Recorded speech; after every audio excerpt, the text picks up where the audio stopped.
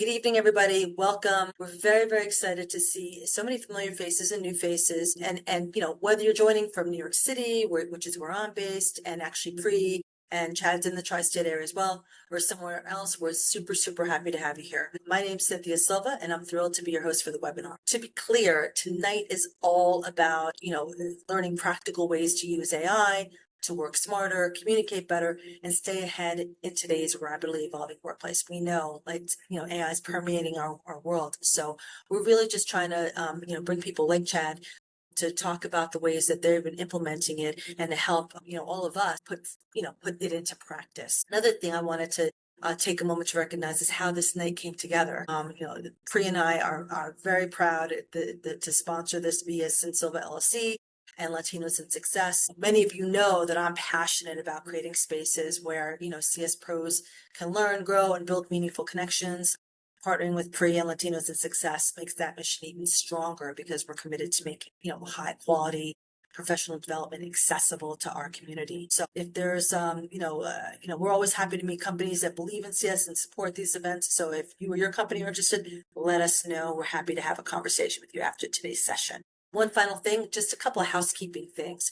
Please use the chat throughout the session. We'd love to hear, where you're joining from. Throw in your LinkedIn, connect. I'd love to connect with you, and you should be connecting with each other. And if you have questions for Chad, drop them in the chat, right? And we'll address those at the end, along with what we had, I think 60 pre-submitted questions, which I thought were very fascinating around this topic. So at the end, if we've got time, we want to address some of those and, get share some insights around that. So we'll reserve some time at the end for questions.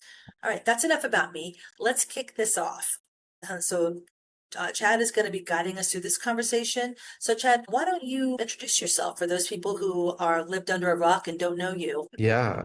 Well, first of all, thank you so much for having me here, Cynthia and Priscilla. And, as you mentioned, previously, I'd wanted to do this before and I wasn't able to, but I had a good excuse because I was visiting a customer.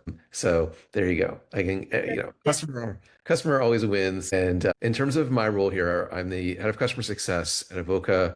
Avoca is the AI platform for the service trades. And, what we do is we just make things really easy for companies that provide, air conditioning repair, heating repair, plumbing, electrical, all those different things. And, it's really frustrating when you're trying to contact those companies and book appointments. And that's where AI can come in and can not only help, book appointments, but also can help on the marketing side and many other areas. And so it's a very fast growing area and we're hiring. So please, if you're in the New York area, please check us out. And today, I'm going to talk about a really exciting area and just an area that I've been delving into further and further. I was like, how can I leverage AI to help me build out and sort of replicate myself as much as possible to either shine lights on areas that are really hard to see so I can communicate how we're progressing, or how can I just provide information to others, both internally and externally, that would really provide a lot of insights and help people along. So I'm going to talk about in terms of flying blind with data and how that progressed and how we've leveraged AI here in the interim. And we're literally, every day we're experimenting with something new. And the first thing I want to chat about is, early in my career, and I'm sure many people are like this, you really don't have a sense of how you're doing and how you're performing, especially if you're maybe starting out in your career. Because, typically in many organizations, your boss is probably too busy. They're doing their own thing. And really what you're looking for is just a little bit of feedback as to how you're performing and where you can improve. And unfortunately, a lot of the times what I find is that, usually you get your feedback, your first piece of feedback is when you've done something wrong. Maybe you've either forgotten to say something on a call or you've phrased things in the wrong way. And then the other thing is, and this is a really big one, especially in customer success, is getting feedback as to where you're spending your time.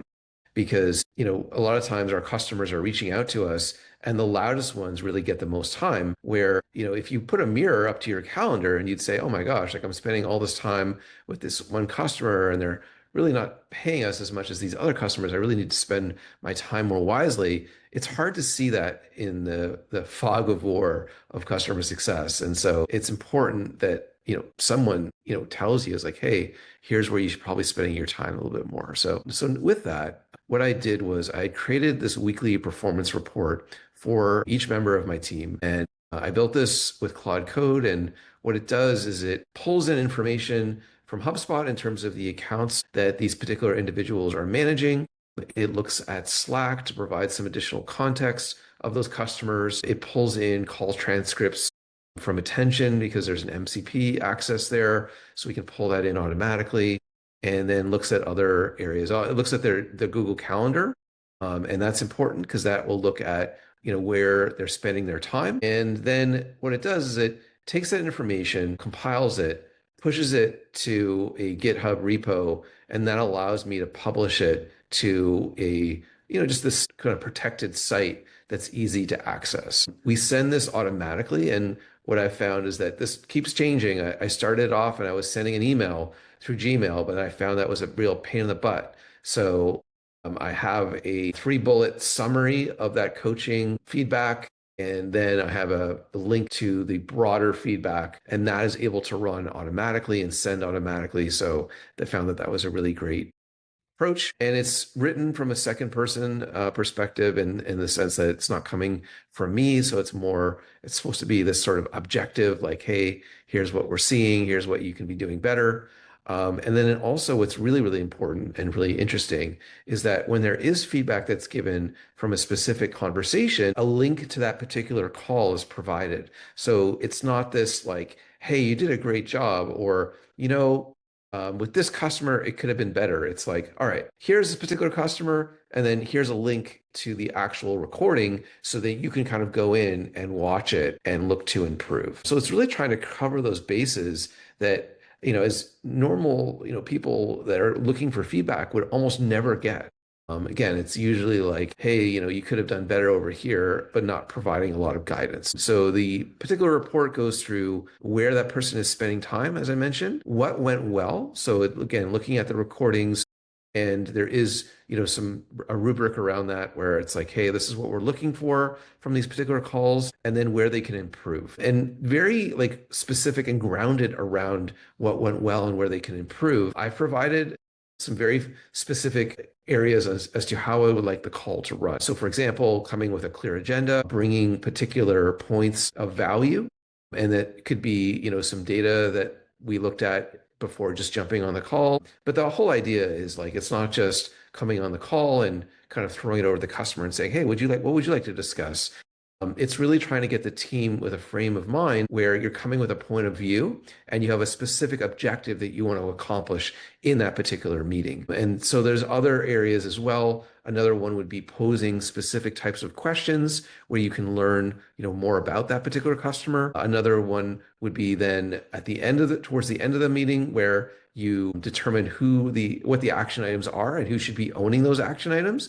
And then the last thing is around next steps. Like what's the immediate next step? So that's the things that we're looking for specifically. It will provide additional feedback as well. And then it will also tell you what are your priorities for next week. Because it'll look at your calls and look at Slack and say, oh, by the way, these are some things that you need to get done. And then it will also tell you some potential blockers that you need to escalate. And then the last thing is around this call performance analysis. So here's really what it looks like. And this is my view.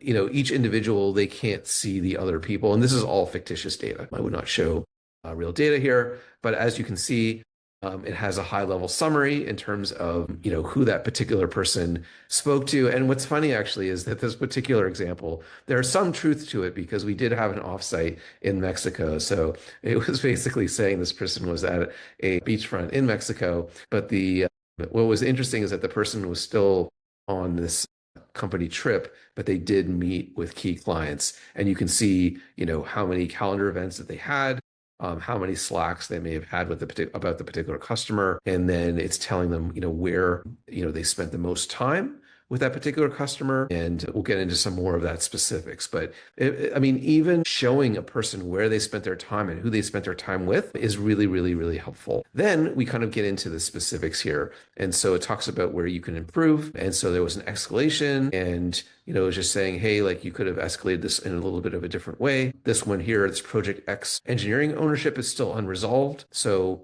it's really flagging that, hey, like there's some area here that you really need to be investing more time in to make sure it gets resolved. And then lastly, there's like a high ARR account where it's not getting a lot of visibility. And so again, it's very specific.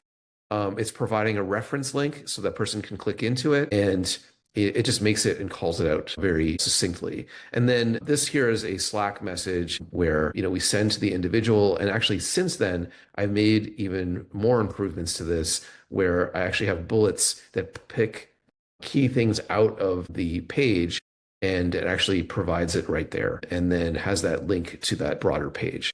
So again, it's all automated and runs fairly smoothly. Now, here's an example where I was mentioning this scorecard is actually a scorecard that's in Attention that I've created. And what's nice about the MCP is that it takes the scorecard from all of their calls from the previous week and then averages out the score for each of the areas of their scorecard. And so what's interesting is that while this information you're seeing here is fictitious, what we were doing with the team, this actual data here is somewhat accurate, because we were working and training the team to first focus on coming to the meeting with an agenda, coming to the meeting with, how you're going to act on the close, how are you going to close the meeting out, making sure what the action items are and setting up the next steps.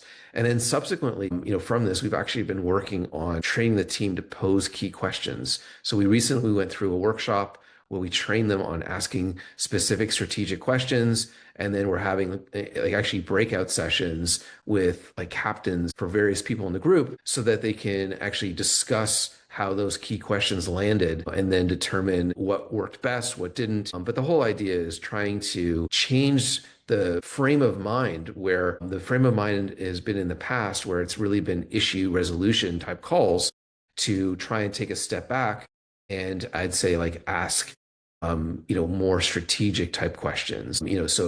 Strategic type questions, maybe, what do you love most about our product? But more so, it's if we were talking with your leadership team right now, what's the highest priority that they'd want to discuss, or something to that effect. So, those are questions somewhat uncomfortable. Since let's say, for example, since you've gone live with us, what's the number one thing that you found the most valuable about using Avoca? And again, when you're in the moment of a meeting, your typical approach is customer tells you a problem, you're going to kind of work through the problem. But if you don't have the context in terms of that company and what's going on there, then it's not necessarily going to be as effective in terms of whatever it is solution that you provide. Or you might just be going through the motions in a meeting, and you're not actually getting to the root issue or really surfacing any major issue. They're just kind of maybe addressing surface level items. And so we've really been focusing on posing key questions and then evaluating that. And then the person will get this report, and they can see where they can improve. The next phase of this is on the mapping the value, where I want to stress to the team that when you're coming into meetings, that you really want to provide some sort of key point, metric point, where, so for example, in our case, it might be booking rate.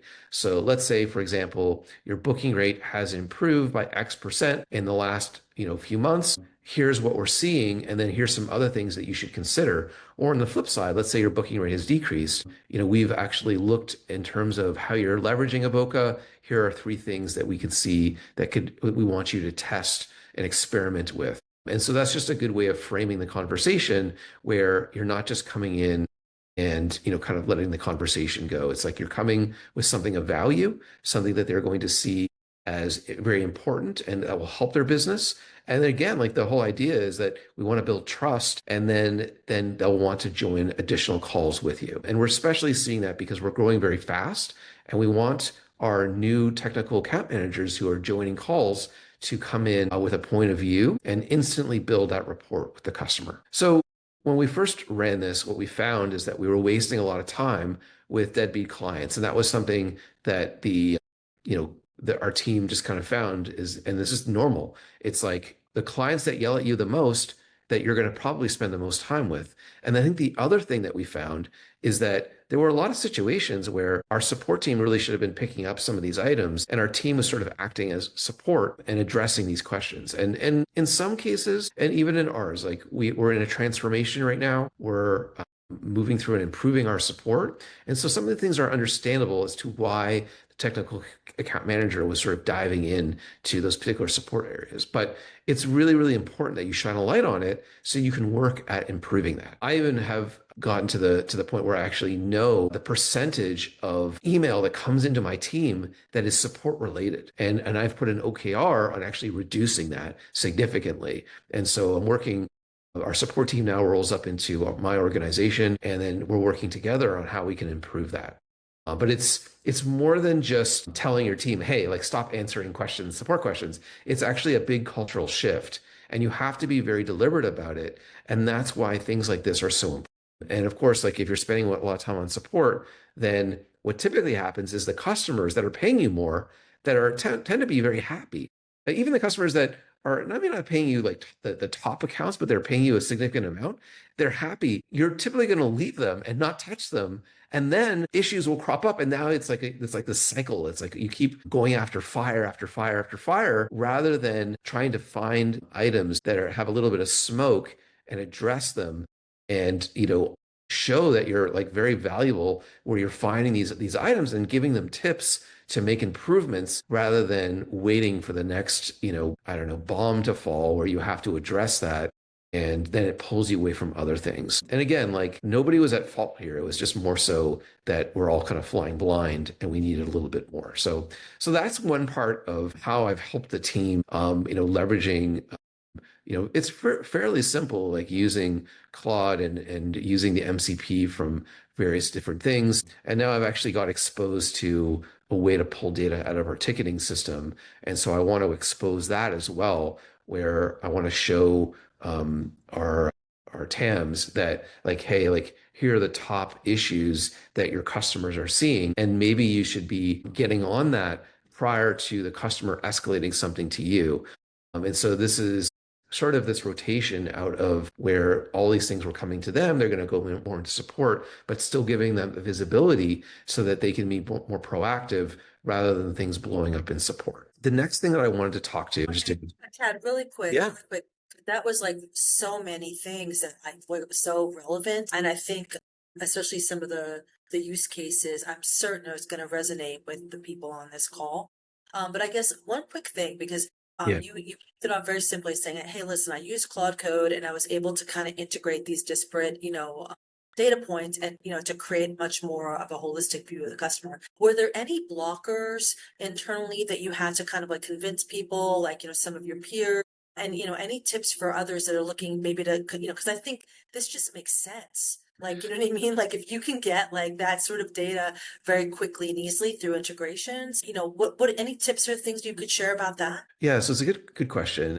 I think that whenever trying to leverage AI or learn AI, I always have a mission in mind. Like I have some sort of goal in mind.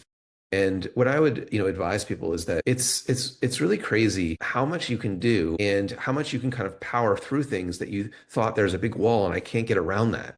And, in this particular case, I wanted to give feedback to the team. That was my goal. I was like, how can I automate this? And then the next thing came up was like, well, how do I get transcripts? Like, how do I get access to that? I can't like download all these transcripts. That's just stupid. So then I realized that I could get beta access to Attention's like MCP.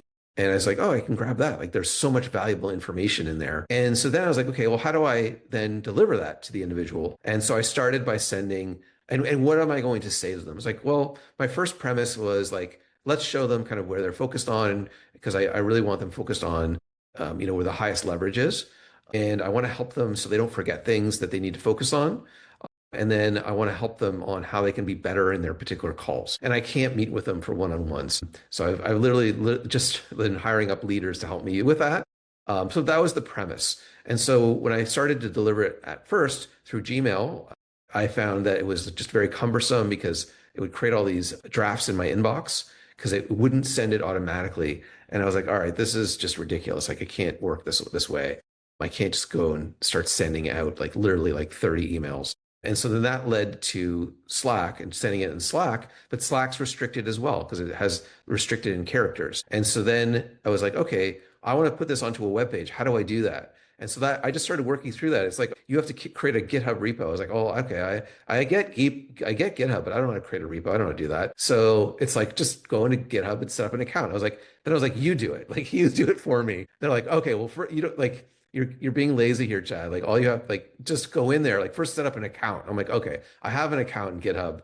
And then I was like, but you push it to the repo. And so it did that. And then I was like, okay, well, how do I get it to a web page? And it just gave me options like, well, you can get like this quick web page, or you can do it right on GitHub, but this I use something called Railway to create this page, and it's literally $5 a month. So I was like, all right, you know what? I'm just going to use Railway. I'll try that. And I mean, I have a lot of leeway, right? Like I'm at a fast growing startup.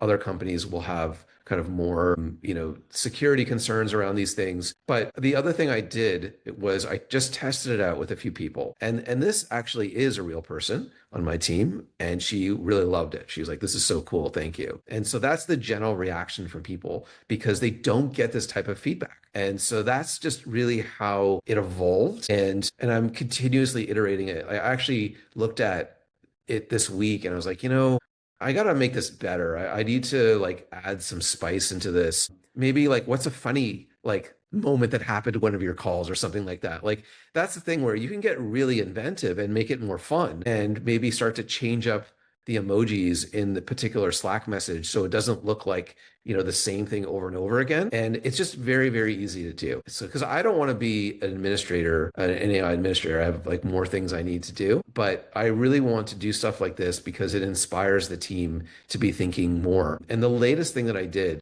is I had this new director of delivery that started, and I was like, yeah, we get some deals that come in, they're not the best.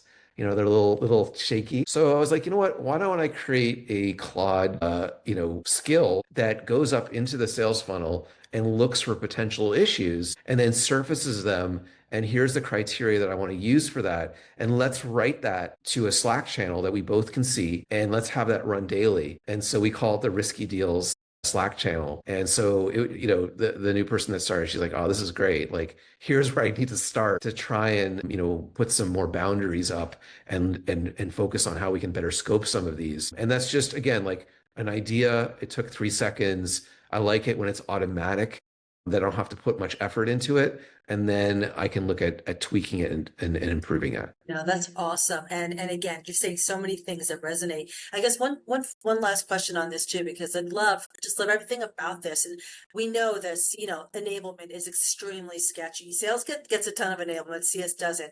This is a fantastic tool. And I think you're right. People want feedback. I want to know how I'm doing. If there's an area I can improve, I want to improve so that I can, obviously continue to grow my career. So it all makes sense. I guess my question would be, you set certain criteria, like certain parameters, like, hey, it's gonna look at these 5 things or whatever it might be. How did you select that, and how would you suggest, like, how often do you think a leader should look at that to kind of update the different measurements? Because I know priorities change in companies and when people are growing, et cetera. What are your thoughts around that? Yeah, I mean, the main criteria were like based on, how I look at what I want TAMs to do on, and we call them TAMs. They're essentially CSMs. They're just more technical, but it's really what I want them to achieve on the call. So I came up with a framework I call like the Compass framework. It came out of my book, like this on strategic customer success. But again, like I talked a little bit about it, where I want people to come in with an objective to their client meeting, and then once they have an objective, they're like, I want to, let's say, get information that will help me understand a feature request better. Then that frames up the agenda, because then they're going to know what that agenda is. And I want them to go through the agenda at the beginning of the call, like really set up the call. Don't just flow into the call, like, do the greetings. And then, again, like you're not going to accomplish much. So it just came from, and I kind of went through a little bit of like asking questions, et cetera. That's where that emanated from. And, the other area it came from is that we're still very new here, and I need to create playbooks and process. But at an overall scale, I just wanted to create a system that the team works within so they make their calls more impactful and effective. So that was like the lowest common denominator. I can make the calls go better. I can have structure around that. I'm going to focus there. And that's just kind of how that began. And now what we're doing is we're starting to layer it. We want to layer in and have specific types of calls, build out our customer journey, et cetera. But that's just kind of where I started. It was easy. I could create consistency, and I could, measure people and give them feedback. Yeah, I think that's fantastic. And I think, it's amazing how different meetings go when you show up with an agenda versus, a check-in. I know you don't like that word too, I know you called them, I think you called them strategic meetings or something like there's a Yeah. So name. if it was a a business review, it's like a strategic checkpoint so that you're thinking ahead rather than like a review is like you're thinking behind. Like the majority, obviously want to do a bit of a look back when you're doing a business review, but I like the strategic checkpoint because you're it should be more enticing to your executive sponsors, your decision makers, but really the majority of the time should be focusing on thinking ahead. It's like, here's what we've achieved, here's some challenges, let's build a plan together and let's build out where we're going. I mean, that's more exciting to me and myself. If someone's a vendor that calls me up and said, hey, like, let's talk about where we're gonna go, I'd rather do that than just spend way too much time kind of looking backwards at stats that are not meaningful and more of like a boring slide conversation. Yeah, great point. All right, I'm done. I could talk to you about this forever, but if anybody else has questions, throw them in the chat. Chat, you can continue. Cool. This next part is something that I'm really excited about, and I think that people will really resonate here with this because I got into about a month of my new role here at the time, and I was like, you know what, I'm not showing my progress enough. I'm not showing enough data. People are asking me questions, and essentially, like the CRM reporting is not very good, and it's just you can't frame it the way you want. You can't tell the story that you want. You want to make it easy not only for you to see information, but you want to make it easy for other people to see information. And so I started experimenting. There's lots of different program like platforms. I think there's like N8N, there's Lovable, there's all these different things that people use. But I was like, you know what? I started using Lovable. I'm going to use that and see what I can do and see if I can, make these reports better. And this is all very fictitious data. So just comment there. But the first thing is like, okay, just showing me like how many customers do we have? How many maybe are at risk? What's the ARR at risk? What's our ARR overall? How many are in implementation? What went live this particular month? What's went live, prior to that? And I just started with a premise, like what do people want to see? What do I want to show? And then let's make this really easy to show that. And so that's what I did. Like I built out the overview, then I got into at risk, then I got into churn, I got into delivery, which is essentially implementation. I've since added like several tabs on here as well. Like we have capacity in there. We have engagement, how engaged we are with the customer. And so it's really shining a light on how things are progressing and what are the areas that maybe that we're struggling on. The next area is building out support because I've just taken that in and shining a light there. And I'd say that building this out is so easy to do. All you need is a private API key of your particular CRM, and then you can plug that into Lovable or whatever system that you're using. And just think about any report that you ever want to build, and you literally just say, I want to see this data like this. Here's what I want to see. I want to have a link here that opens up that particular record into the CRM, and it builds it out. And so then here's another view in terms of recent at risk, recent resolved at risk. And so people can better understand like why a company went to at risk and then, or potentially like why it was resolved. So this just gives that visibility that people don't necessarily have. And, it just makes, you're opening up a book essentially and making it much easier. This particular one, it was like projects that are in implementation. These are the open projects. So, sometimes it was confusing to know like what is the project that's been hanging around the road the most that hasn't launched yet and why. And so this was just shining lights on that so that people could see it. They could say, oh, okay, I think I understand why that's happening. What help do you need here to help speed that particular launch along? Like maybe there was a feature gap that we had to build or something like that. But not only are like, some of these reports exist already in your CRM, but you're able to package them up in a way that you want them. And in fact, like what you're able to do, which is, I don't know if I'm showing that here, but you're able to summarize areas up, let's say at the CSM level, and then you can then drill into them and you can see the data. It's able to present data in ways that I had only really dreamed about, and makes it very easy to digest the data as well. This is again, like this seems like very simple, but I would encourage people where if you're struggling to show your data to other leaders on your team or even to your team itself, I'll give you another really good example. So the way that we bill is, and the way that we look at our ARR is that we have contracted ARR and we have live ARR. And so what's really, really important is that I've set targets for my team so that just like sales is a pipeline and deals are going to close, we have targets around which of the clients' implementation, or even just like what we call projects, but they're essentially products that need to go live of existing customers. Which of those are we targeting to go live for this particular month? And so you're holding your team accountable to a revenue number that we need to show for, so we can actually attribute revenue and we can be billing our customers and obviously making money. And so I want all of our team members to put in a target live date and to make sure it's accurate. So if we're going to miss that date, they're making sure that we're updating it so I can report the right numbers up to senior leadership. And I found that like people weren't necessarily doing that consistently. And so I put it into this particular, report and shine a big light on it. And you had some people that were green, that their target dates were up to date, and others where it was like red, where they hadn't put any data in, and others where it was overdue. And it was very clear that, those people who were doing it right were green, and those people who weren't, it was like very clear who those people were. And, one of the things that if you're as a leader and you know this very well, like when you shine a light on those areas, nobody wants to be the person with the red, like, all the red. They don't want to be that person. And it's not meant to, belittle that person, but these are the expectations. And by, again, putting a light on that, it usually will lead to action and just getting what you're looking for. So Yeah, that's really it. It's, well, Chad, we have a couple questions in yeah. the chat. What Barra was asking, when you open up an individual customer, what is the view? So I think, was it that at-risk view that you were showing us that shows like what signals there were? Yeah, so there's a couple of approaches there.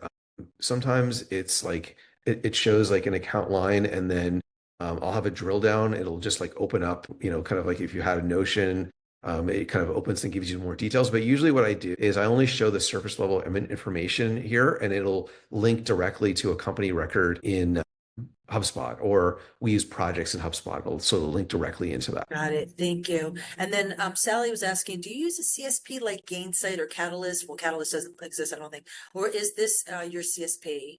Yeah, is this acting as a CSP? And then what CRM are you currently using? Yeah, so it's not acting as a CSP. This is a CRM, and we're using HubSpot as like essentially a kind of pseudo CSP right now, and we haven't necessarily, I'd say looked at like a robust CSP just yet. But I think that what's really important is that thinking about what it is that you're trying to accomplish. And, the CRM really needs to be that system of record. And this is just really focusing on the CRM. I assume, though, that you could probably be doing this with the CSP as well if they have an MCP or some way of like some sort of private API key where you can push the data out. Yeah, so that would be the same thing, right? Because it's just a disparate data point where you can pull in whatever that has. That's awesome. And then our very own Michael Boyd is asking, do you use any type of PSA? PSA. Professional services automation platform. Yeah, we don't. So we use projects in HubSpot right now. And so that's our PSA right now. And so that might be, something, because our implementations, they're lengthy, but I would say they're not as complex from a contractual perspective as other, I'd say, more established SaaS. Being like the native AI, it's like my purpose of this is creating stages for our projects, tracking the individual projects, knowing which ones are potentially at risk, and then obviously knowing like, where they are, what stage, and kind of where they're at. Prior to this, people were managing it in spreadsheets and Notion in kind of their own ways. So this was definitely like a step up where I can have like a holistic view. And the other part was understanding capacity. And I actually have a whole other skill where I actually measure capacity across the teams, and it's just a way of understanding like what your hiring needs are. That's fantastic. And we have a fresh question from Quebec. Have you seen those tools actually result in increased revenue or decreased churn? How do you measure that? And I think decreased churn, this churn aversion, this isn't, or I'll let you answer that. Yeah, I mean, there's definitely like a improvement on retention and an impact there, and also just recognizing revenue. So there definitely was, before this, there was some implementations, if you can imagine, that were slipping through. Some of them were just kind of falling down to the bottom, and for various reasons. And so this definitely made sure that nothing fell through. Everything was accountable for. And it's definitely like highlighting potential areas of potential issues, but it's hard to like measure specifically, if it's improving retention just yet. I don't think I've been at the company long enough to determine that, but just as an example, like reminders where, hey, like you need to focus on this. I think that what I'm seeing is from my like looking at previous to starting this coaching to afterward, that is that just the calls are more professionally run. And then that leads to higher trust and more professionalism. And my hope is that because they're more focused and there's some more rigor around them, that they'll be able to achieve whatever outcomes the customers are trying to get to faster. And so that's hard to measure, but my kind of view on all of this is like if you put the right systems in place, then hopefully the score takes care of itself. But you have to put those systems in place and start there. I think that's a great call out because, I just keep thinking of some of my old coaches, especially when I was in the sales side. They're like, if you're not tracking it, it's not happening, right? Like you're not taking charge. And I think this, your reporting isn't meant to be like the wall of shame. It's meant to say like what's slipping, why, we need to know about it so we can help and or, a mitigation plan, whatever it might be. And I'm certain that sometimes you probably have to sell that to some of the people being highlighted, right? Like, hey, we're not meant to punish you, right? But but that sort of transparency, really, I'm certain leadership is a big fan of that. Yeah, definitely. People were very happy, like with when I started creating, I call it the command center, the CS command center. And I know that people spend like a fair amount of time in here and looking around it. And I keep kind of adding additional items. And it's almost like a product roadmap. It's like, oh, I just added this thing and, here's my release notes for the command center. So it's definitely, and it's so easy to do. And I wish I had this like 10 years ago.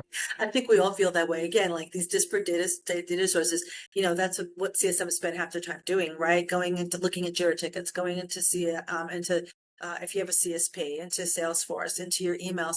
And so if there's a way to kind of centralize that saves just a ton of time. It's super obvious. This is awesome, but I wanted to bring up a couple, like, as I mentioned at the top of the hour, we had, I think, like 60 people submit questions. And there were some themes that we noticed, and we touched on this the other day, Chad, me, you, and Pri in our prep call. But I want to get your take on this. The number one theme we saw across the questions was that data is the number one blocker. And that can be fragmented data, lack of structured data, API limitations. Any thoughts on that and like suggestions on how to get around? And we know everyone's CRM is a hot mess. Yes. We just know that. So what are your thoughts? Yeah, so the first thing, it's a really great call out. So I spent the first month cleaning up our CRM, and it was a pain in the ass. I was working like at all hours to do it, and it was like almost like a race against time. So I brought all the at-risk like churn, everything like into the CRM and just was trying to bring as much data as I could. I made sure that we were all using one call recording tool. So if you can imagine, and I see this all the time, there's like 10 call recording tools, different tools that are added to a meeting. And I was like, okay, that's it. Like, no, like we're using one tool so that when I'm pulling data about your customers, I'm pulling it from one place. And then the other thing is like making sure, and these are just like so simple things, like making sure that all emails sent to customers are recorded and tracked and everyone has the HubSpot plugin. So it was doing a lot of not just the data hygiene, but like essentially like not people hygiene, but like tooling hygiene to make sure that all the connectors and things are working as they should. And then trying to link up as much of the data as possible. And then the next thing, as I was talking about, is the projects, like making sure that we're tracking all these projects and we're doing that in a consistent way. And there's a process around that. And so, it doesn't matter whatever system, you're using, like, whatever professional services, whatever, as long as it integrates into your CRM and trying to pull as much of that into the CRM as possible. And I think the next one, was around health score. And so it's like, okay, well, how can I get the data that I need into my CRM so then I can get more accurate data in terms of what our customers are doing, where they're performing well, and within where do they need to improve. And so you can't do everything all at once. So you want to start in one particular area. I mean, I was a very low bar. Like people were not really using our CRM at all. People who were not necessarily assigned to their accounts even properly, if you can imagine that. And so, I was working very closely with RevOps to get very just simple things in place. So that I would definitely start there because the only way that I can pull all this information together is having, the CRM in a half decent place. It's never going to be perfect. I don't think there's ever any CRM that's like remotely fully clean, but even today, like we're working on integrating our help desk into our CRM. And we started a process and then RevOps sort of stopped it. Like, oh, it's like we're having all these problems. And I was like, you know what, let's like 80/20 it. Like, let's filter out the data that's messy and come back to that. And let's just get 80% of our tickets associated into our CRM. And then that way we can start to leverage that more. And then I even found a different way of, there's a tool that we've purchased that can take the help desk data from Zendesk and provide like much more insights. And then that has an MCP on it. So then I can just leverage that directly and then blend that into like overall analysis that I'm doing. So that's the thing. It's like when you hit a roadblock, try and like use like AI to say, like, how do I get around that? Or that's what I started to do is like reach out to my network as well and see kind of what they're doing. Yeah, that's a powerful tool network, honestly, because, sometimes people have already done these, which is why we're so excited to be talking to you, because you've already done a lot of this. So at least that gives a starting point. And ironically, I was about to ask you, one of the trends in the questions that we got, submitted questions, was related to choosing the right tools. And I see that Joseph wrote, what call recording tool do you use? Because people like there's so many tools. Chad, first answer Joe's question about call recording tool, but I want to please give me your perspective on how to choose from this flurry of tools that we have available. Yeah, so we use Attention. That's just the tool that we use. And I honestly rarely log into Attention. I usually just extract the transcripts and work through Claude. I found that Claude actually does a better job in terms of how it analyzes the data. So there's obviously really good ones out there. And then I also use Granola for my internal conversations. And we're in office. And so when I'm meeting face to face, I record like all of those, even like in passing, which actually is really funny. Someone will come over to my desk and they'll ask me, do you want to start a granola? And one time I thought they were asking if I was hungry, and I was like, oh no, it's like, you want to use like granola, the recording tool. And so it's really, really important because then granola also feeds into Claude. And so then you can take those internal conversations and ones with customers, and then that's kind of where you could potentially build a more clear picture. Yeah, I love that. That's funny. You're right. But that's the point. You're like, am I hungry? What are you saying? But there's so many tools that are coming out. It's really difficult. I'm hungry. Okay. And Joseph had a follow up. He said we use Gong and it doesn't have an MCP, so it's Gong's protecting. I heard it's coming out, but every like enterprise software will have an MCP of some sort, like where it makes sense. It has to. I agree. I can tell you, our clients are asking about that as well. They want to access their own data. And, it's all about, it's going to happen one way or the other because customers are demanding it. So that's it. So Joseph, there's hope. So hang in with us. Yeah. Anyway, so continue. I just wanted to pepper those in because I was God, bringing down such great information. Just kind of wrapping up is that a lot of people can get stuck as they're working through these things. And, one of the things I've mentioned a few times is that, you want things to be perfect. And so it's never going to be perfect. And, when you're launching a V1 of something, just kind of get it out there and just tell people like, hey, this isn't going to be great. Just give me feedback. And you can start it with a few people and then you can kind of just build off of it. But a lot of times we kind of have this idea, it's like, oh, we have to do this like one amazing thing. And if you think about your product and engineering teams, they never really launch something that's perfect, that's for sure. They usually do it in an iterative process. And, again, like the other thing too, I'd say is don't just use it to summarize information. Like you should be thinking about how you link data together and then ask it for like a particular point of view. One of the things that I've also done, and we now have an AI person that helps us kind of think about how we can like work more consistently.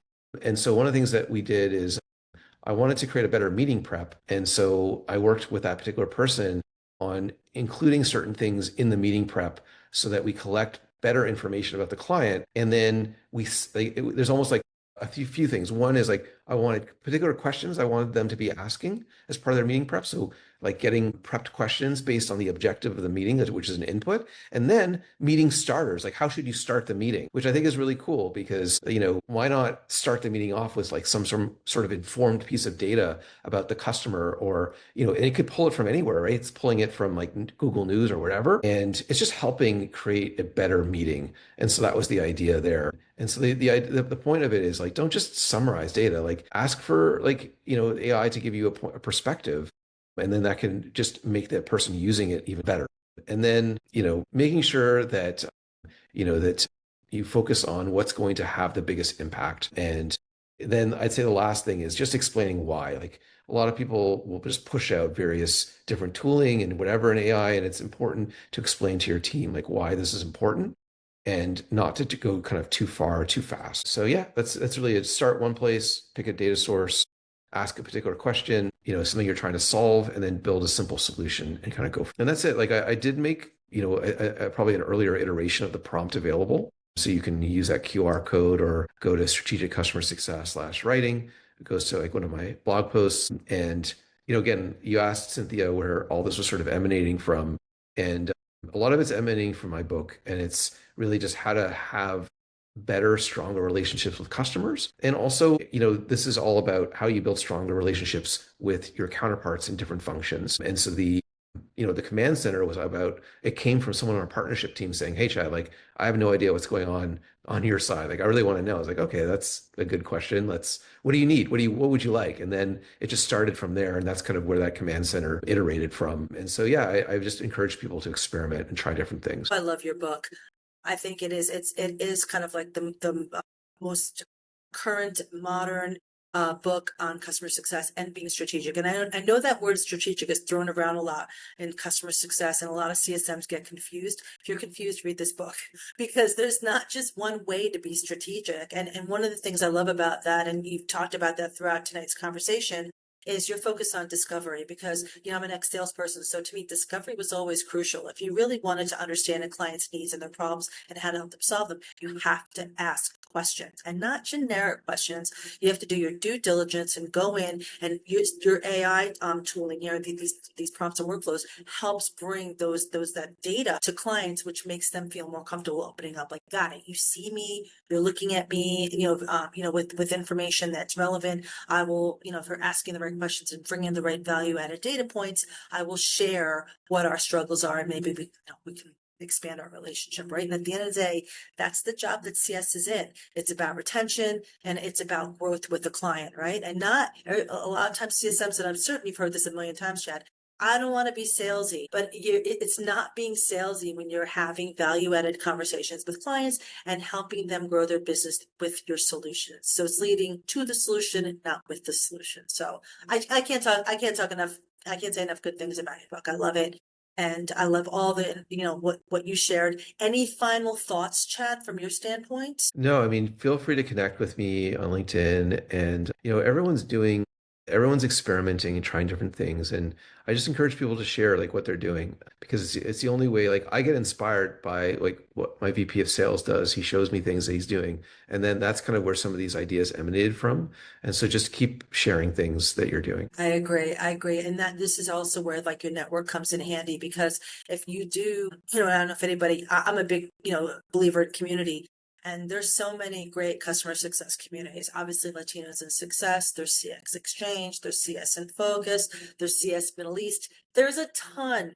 And it's amazing how generous people are. And when I started going to communities, it really transformed my career, because I went in with curiosity. There were so many people that were in similar situations, a lot of situations others are facing as well. And you get to kind of share that and kind of troubleshoot. And that takes you to the next level, because it inspires you, and you go back to your office and go talk to your boss, and you're looking at impact where others are looking at ticking boxes. It's how you separate yourself from the pack. And I think AI is part of that long-term vision, quite frankly, which is why I'm very excited about this conversation. So thank you, Chad. Appreciate it.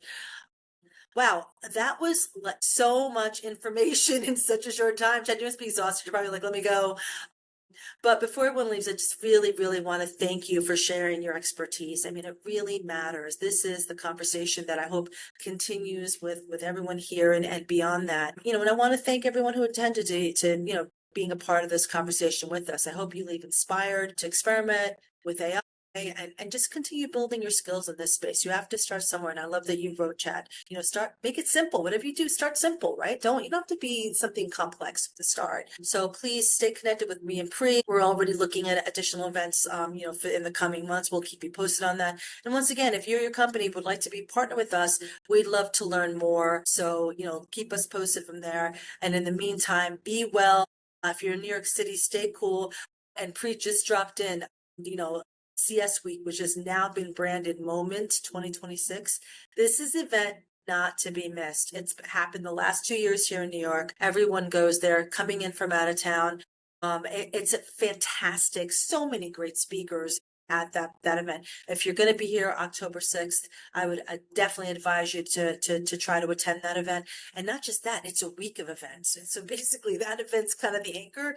That whole week I just block out because I know I'm going to either be hosting events or going to events nonstop because, I got FOMO, can't help myself. And Pri, I know you're going to be right there with me. So anyway, thank you all so much. Have a fantastic evening, chat. I can't thank you enough. And Pri, thanks for being you and doing all that you do. Yeah, thanks for putting this on. Thanks everyone. Have a good night, everybody. Thanks all. Bye. Bye. Cheers.